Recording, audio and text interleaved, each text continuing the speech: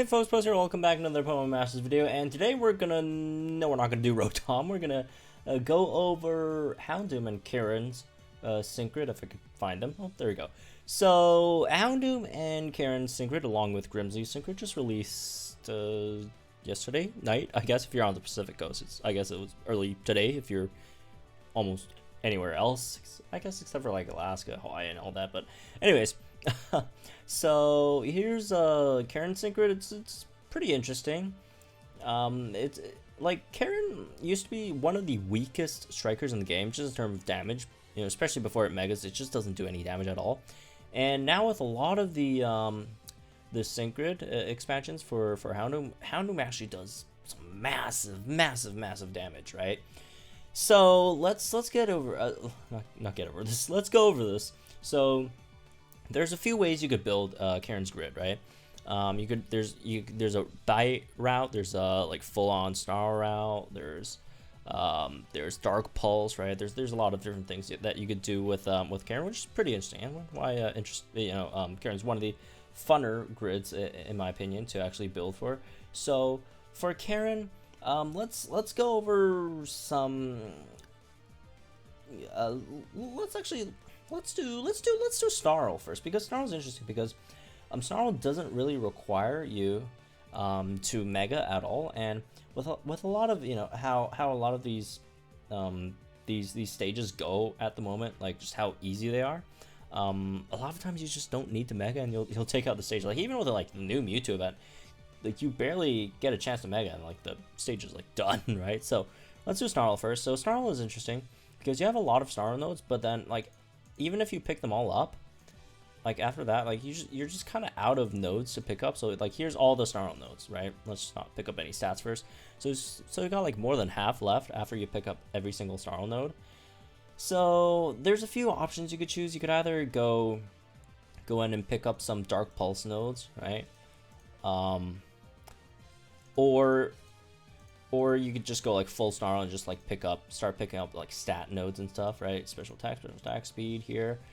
And once you pick up like all of these stat nodes, I guess there's like another option that you could go. Either if you want to go for the bite critical countdown, or just fill up the rest with just more stats, I guess. But here's the thing, like if you're just going like full Snarl, there really isn't much point going for a bite critical countdown. I see some people going for this. I just don't think it's really that useful because, first of all, you're focusing on Snarl, not bite. And also, the point of the Snarl build is that you don't need to go mega for it to work, right? Just a lot of Snarl stuff going on. So you don't need bite, you don't need whatever, right? You don't need Dark Pulse, you don't need to mega. Just try your best without that, right? So I guess at this point it's just better just to keep on, I guess, picking up more stat nodes, right? Depending on what other nodes you could do. Like let me see, how much does this cost? That's 9, that's 14. Okay, so we don't have enough. How about if we go up here? This is enough if you want to get another extra 10 special attack here, or you could just fill it up with the rest of them. Just get other stats, right? You could pick up both sync moves over here if a battle does come down to using a sync move or whatever, and then fill up the rest, which I don't think you could fill up at all. I think there's just no more room for that last two. I mean, you can put in an attack, but it's like completely useless because you're not going to use bite, right? That's the whole point of this build. So that's that. Moving on, let's go for a bite build. So bite builds are interesting because you're not going to do too much damage with bite. It's let's face it, it's a 2-bar physical attacking move, which Houndoom, Houndoom's not that great of a physical striker, but bite does. A bite build is more of a tech Houndoom kind of build, right? Because for bite, you are getting both poison and flinch on your opponent potentially, so that's pretty interesting if you're going for like some kind of tech build to help out other Houndooms who do have foul fight and dirty fighting, but didn't bother to pick up either bite aggravation or toxic chance. They might have went over like that just to pick these up and then went like full dark pulse, right? So let's pick both of these up, and then you got some more stat nodes you could still pick up. You could pick up, you know, some attack nodes, pick up some speed, whatever, right? And then voila, there you go. I guess the last bit, you can maybe just pick up one of the Dark Pulse sync moves, right? So that's a bite build, I guess. Depending on how you want to do this, right? If you don't want like bite aggravation and you just hope that you get enough for bite critical countdown, I really don't think you can, just because of how expensive these are. Let's see, how much do these cost? Yeah, you still can't pick those up unless like you're giving up like 2 bites over here. Then like what's your point of this build anyways, right? You lose aggravation, you don't have the attack buffs, you don't have bite buffs, and just all that for a bite critical countdown, right? Even though like the bite critical countdown looks really juicy, it's just really hard to incorporate in any of these builds, honestly. And like really, like if you're just going pure bite, if you're not doing Dark Pulse at all, like why do you even want to mega, right?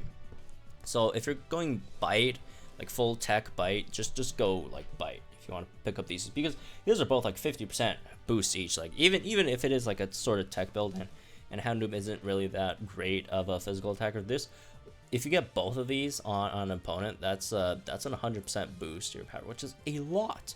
So now let's get down to the most commonly used build, I would assume, which would be the Dark Pulse build. So there's different ways where you could go about Dark Pulse build, right? So let's go for like a really lame one. I don't know what a better way to describe this is, or not lame, just, you know, it's just pretty straightforward. You pick up move gauge regen for Dark Pulse, you pick up some Dark Pulse nodes, you go ahead and get Dirty Fighting with Toxic Chance, right? And then you pick up the most important skill, which is Dark Pulse Overpower. So all the Dark Pulse builds surround, you know, Dark Pulse Overpower, right? This is the move that the more your opponent's special attack has been lower, the more it powers up this move, or powers up Dark Pulses. And I don't know if you've seen me use this yet. I do have a showcase video coming up soon, but this does a lot of damage. It's a lot of damage, especially after you mega, right? I mean, well, you have to mega, or else you can't use Dark Pulse. But yeah, you know, point being, this is a lot of damage. And the reason why we're taking Dirty Fighting and we're not doing Foul Fighting is Foul Fighting, it's just really hard to maneuver, right? Because if you want Foul Fighting, you have to like give up more nodes down here, which is kind of sad.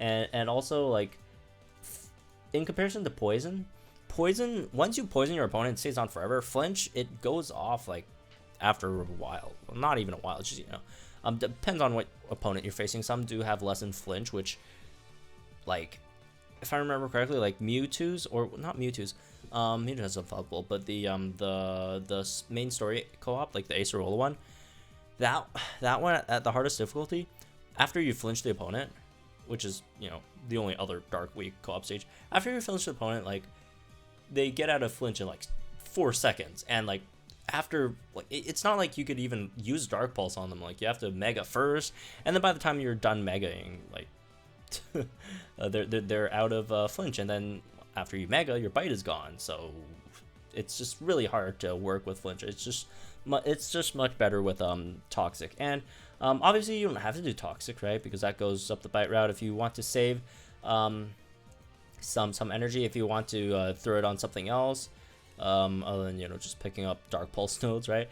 You could pick up Critical Countdown, since like Houndoom does have 100% crit, so every time you crit, you do have an occasional chance to reduce sync move countdown, which does help because you do need to be mega for Dark Pulse, right? So you could pick up that if it makes you mega quicker, right? Obviously you don't get the 50% boost on Dirty Fighting, but if you do get mega quicker, you get more Dark Pulses in, which is always nice.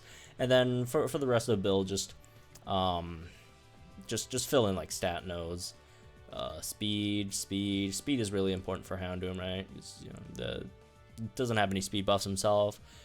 Houndoom speed isn't anything insane. Actually, what is Houndoom speed? Let me check real quick. What's Houndoom speed actually? Let's sync peerless. Let me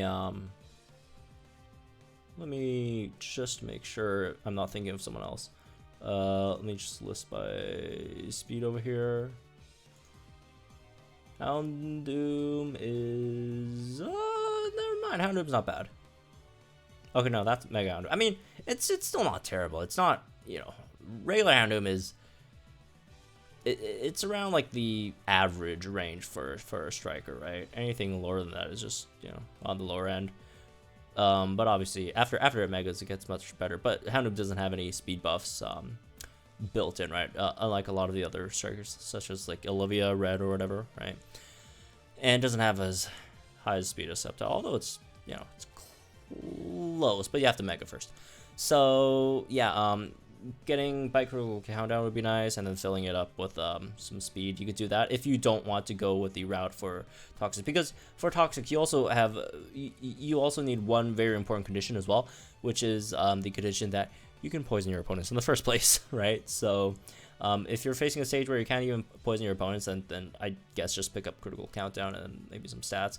Or if you don't want critical countdown at all, if you don't want to use bite at all, you know, if the stage isn't that quick, and you know, maybe if you don't have any Houndoom friends, right? Because do keep in mind, the more Houndooms your team has, the stronger the Houndooms are. Because if you have, like, in comparison, if you have only one Houndoom on your team, you have to use 6 snarls to decrease your opponent's special attacks to -6, right? Assuming they don't have any special attack buffs themselves.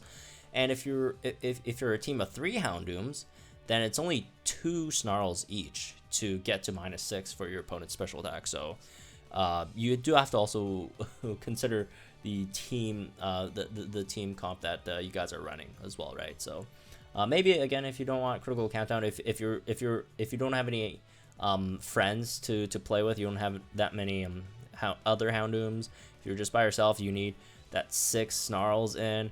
Then maybe, you know, get some snarl nodes as well, since you're going to be using a lot of snarls.